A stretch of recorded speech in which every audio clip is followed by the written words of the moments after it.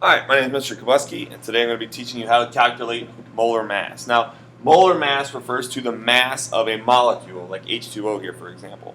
But in order to calculate molar masses, we have to start with atomic masses, which is the size of an individual atom of each type. So an individual atom of hydrogen, an individual atom of oxygen. Now, I don't expect you to memorize those, so please use your handy-dandy periodic table.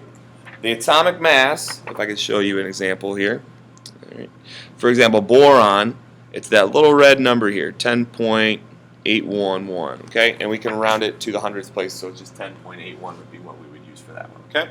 So let's give an example for water here. Let's do one of these together. And it's actually the first one on your handout.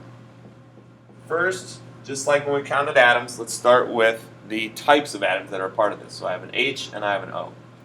From here, let's multiply those by their atomic mass. So I'd look up hydrogen, it's 1.00, and I'd look up oxygen, it's 15.99, which I would round to 16.00.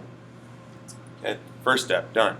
Second step, let's replace the symbol with the number or the amount of atoms of that type that's in the compound here, okay, or molecule if you were doing one of that type, okay? So I have two hydrogens, so I'm going to replace the H with a 2 and then rewrite the whole thing. So 2 times 1.00. Same thing for oxygen. There's only 1, so it's 1 times 16.00. I do the multiplication, 2.00, 16.00, and now I've gotten to that point, I can just go ahead and add them.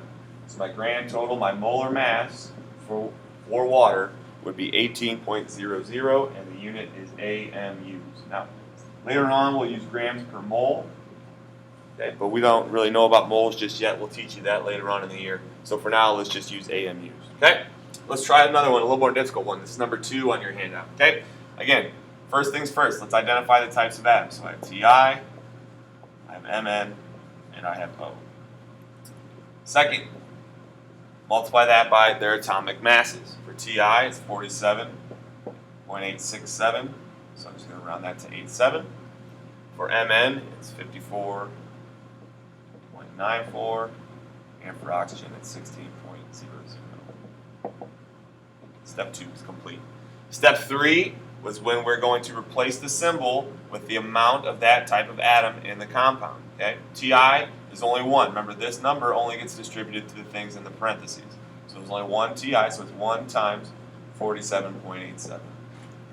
Mn, there's a subscript of 1, even though it's not written there. Okay? So this 4 is multiplied from the outside. It's multiplied by that 1, so that means there's 4 total MNs, 54.94 still. Okay, and then we'll calculate that. Same thing for oxygen. Oxygen already has a subscript of 4, but then we multiply that, we distribute this 4 out, so it's 4 times 4, so we actually have 16 oxygen molecules, so it's 16 times the 16.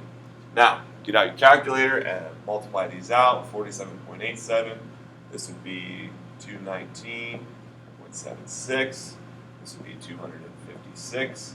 Okay, and then once I have those numbers, I add them together for a grand total of 523.63 AMU. Okay.